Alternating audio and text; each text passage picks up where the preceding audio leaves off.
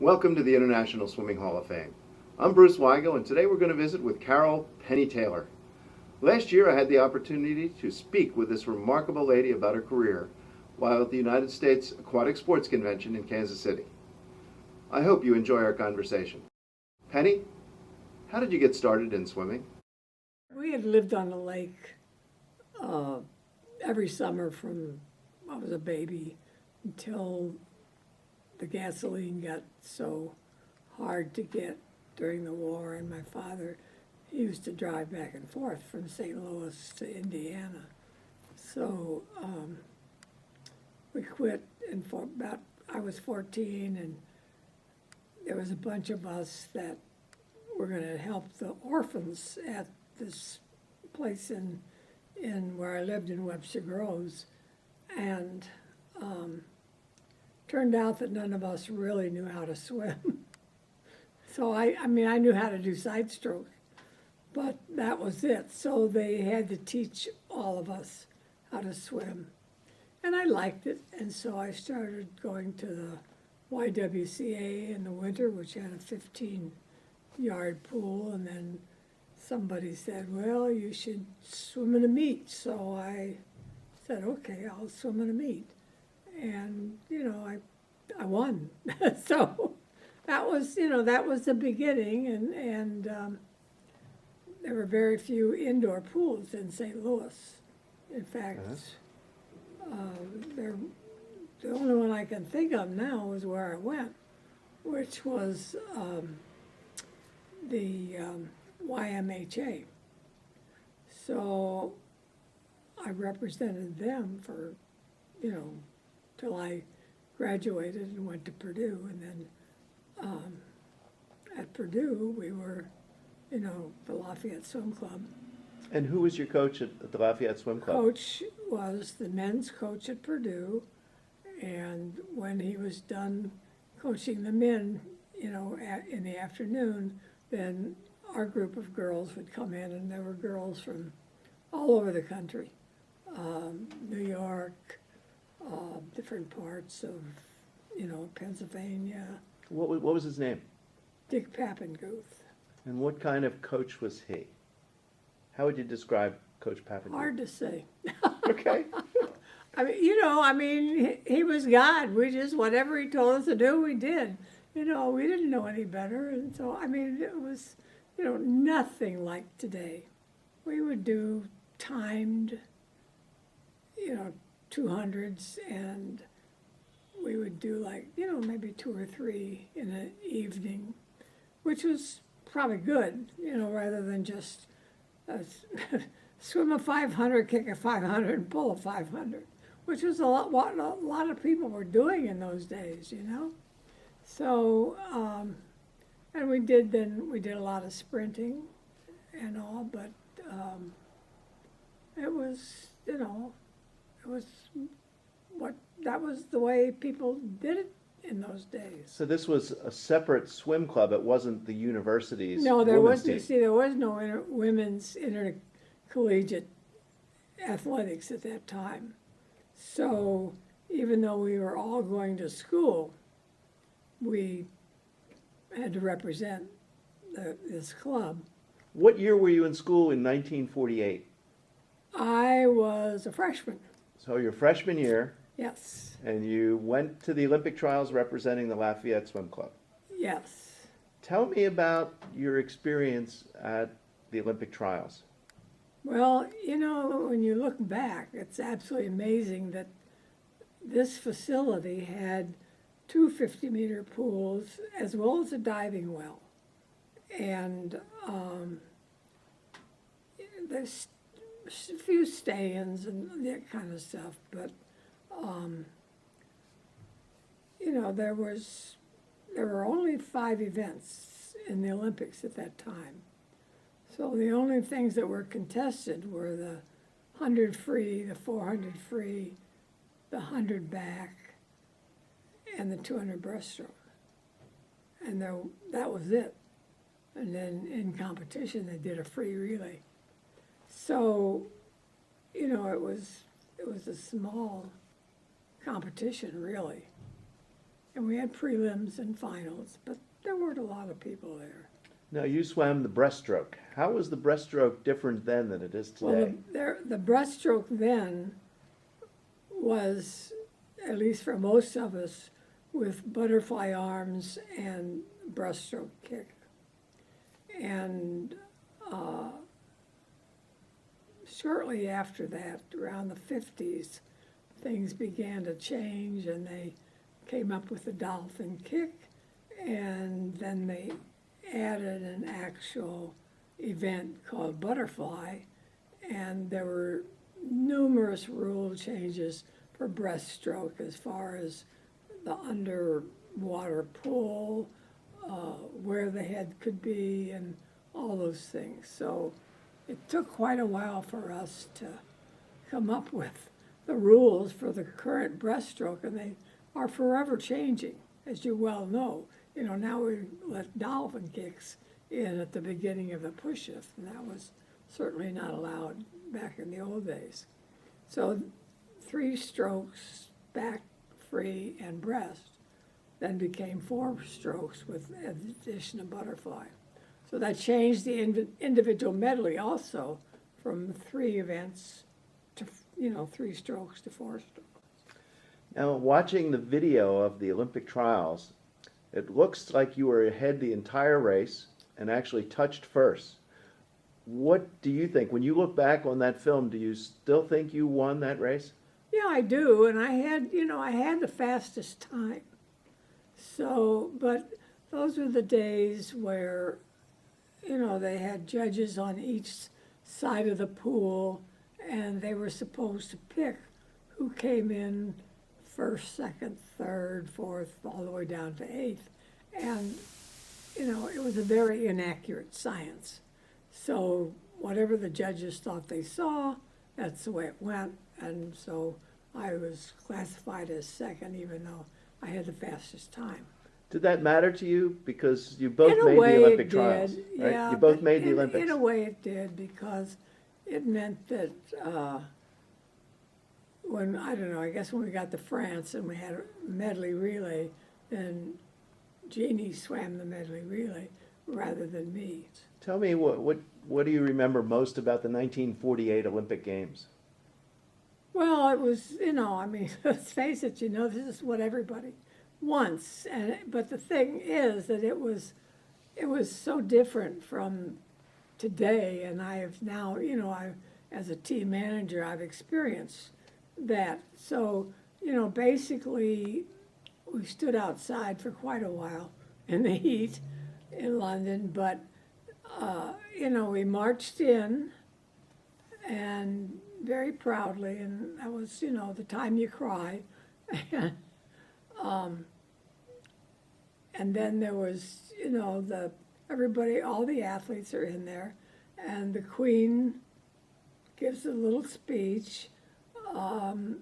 They bring in the Olympic flag and all that, and they light the torch, and then they let out the pigeons, and that's the end of it. There was no big show like we have today. Yeah. So it was very, very simple, but, meant a lot to me.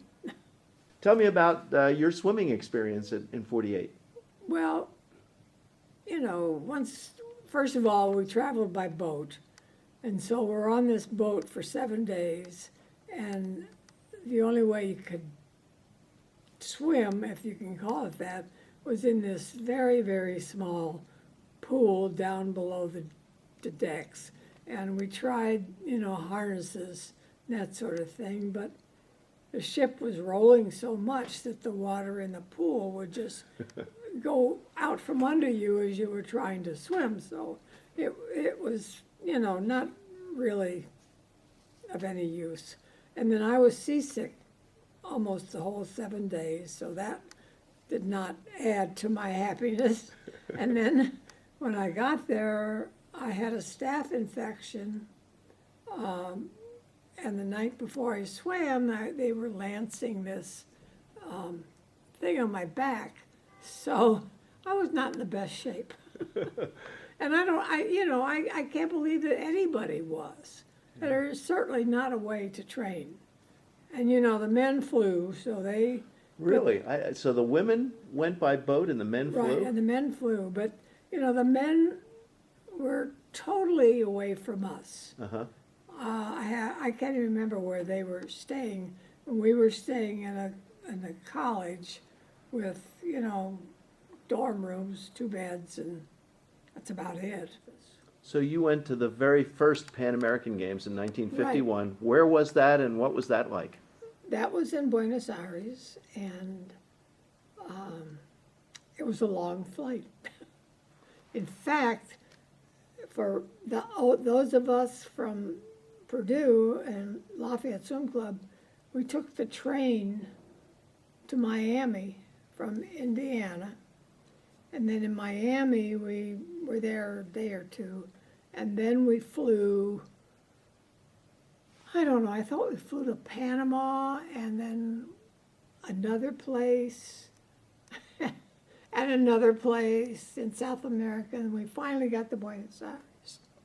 So it was a long trip. And I remember the airplane as being, and that was my first flight, but as being, people could sit across from each other, like on a train. So there were, you know, seats facing each other. And we didn't, you know, seat belts, no. So it was, and it, you know, when you think back, it was not really a very big plane. But we had some movie stars on the plane with us, and things like that, but that's. What were the crowds like at the reception of the first Pan American Game? They had a lot, good crowds, very good crowds. And I, you know, I always remember Sammy Lee and his 3 somersaults off the high platform. That impressed me. And then Beulah Gunley was demonstrating synchronized swimming. Uh-huh. And the crowd loved that, of course. So it was fun. How did you do? I think I got second or third, and I can't remember. But then I got first on the relay. They had the medley relay there. Yeah. As not in the Olympic Games, right? Yeah, we got first. Did you try out for 52? Swimming, I did, and I bombed. I went out too fast, and I died. And again, there was still only 200 breasts. That was all. In fact, you know, most of my teammates and the people that were expected to make the team, for some reason, we didn't. So anyway, that was last I swam. Went home, got married, had 2 children, and you know, my son was still a baby practically when we moved to St. Louis, and the city built a new pool, 50-meter pool, and I thought, oh well, they should have a swim team, so I just volunteered and put up a sign asking for kids who wanted to be on a swim team. How dumb was I? And so some kids came out, and we started a team, and I had a young man that was quite talented, and he became state high school champion under me, and it was a struggle though, because that was an outdoor pool, and we had no indoor pool. Mm-hmm. So I used to, you know, drive across the river on Saturdays to swim in a YMCA where the water temperature was 98 degrees. So it was pretty hard for the kids. But, you know, and then I would take a few, the better ones, down to the old YMHA and just try to get time in there. And we swam, you know, I mean, there's not a pool in St. Louis, I don't think, that I haven't used sometime during my coaching career. So, you know, that was the beginning of my coaching, and then some people who were swimming at a Y, asked me to come and take over their program, and so that became Ferguson Rittner YMCA, and we used the Ferguson pool, which I'm sure you've heard of Ferguson. Yeah, And yeah. how yeah. it's changed, and the 20-yard YMCA pool. So, Well, speaking of Ferguson, yeah. totally unrelated but still somehow connected. Did your experience as an athlete, how did that affect you as being a manager for teams? Well, I think I had a better perspective of, what kids are going through and what they need and what they want. Mm-hmm. Because it's important to take care of the athletes, and I think USA Swimming and their program and their managers and all, and now their staff have done a wonderful job of taking care, much better than we were taken care of at that time. In fact, when we went to the Pan American Games, we didn't have anybody. And so I kind of became the manager and found out what times, like when is the bus going to take us to the pool, that sort of thing. And I just sort of ended up being a communicator and getting us to the airport on time and all that. So that was kind of like my first experience So as a manager, because there was the track person was there. That was Kay, and I can't tell you what her last name was, but we didn't have anybody with us. What's the biggest change from the era that you swam to modern times? Oh, there's so much. I mean, take electronic timing. Think how that has changed from when I swam and these people were sitting on the side. How could you possibly judge a men's 50-meter freestyle today without electronic timer? Nobody can do that by looking at it. I look at it, I can't tell who won. I'm waiting for it to come up on the electronic scoreboard so I can tell who won. Yeah. What about goggles? And again, that was another thing that, we didn't have any goggles. And you'd go home and cry because your eyes hurt so bad. And of course, I think the pool chemistry has changed tremendously today from what it was then. I mean, when we rented some of those pools, it was just like walking into a chlorine room full of, because it was so strong. Oh, really? Over-chlorinated? Yeah, oh, definitely. Wow. Definitely. When you think of swimming, what do you think of? I don't know. I mean, there's so much, and swimming has given me so much. And the opportunity I've had, to travel internationally and go to these very different places that so many people don't have that chance. And I got it, it was supposed to be a volunteer job, but it was great. I mean, I loved it, and I loved, I loved making arrangements for things and traveling with the kids and being sure that everything was good for them, and so it was like, well, this isn't a job. It's just it's fun, and then I was chef for 20 years, and I finally said I gotta quit, but I'm still doing the convention and all. So it's it keeps you young. It keeps you in touch with young people, and that's what I loved about it was and I can go I go on Facebook and I meet up with all these people that I knew, and it's fun to see they're having babies and all of this that it's their lives, and they appreciate it. And I've had heard from kids that I coach that say you really made a big impact on my life, and that makes you feel good. So it's it's a great sport, and I love what it's given to me.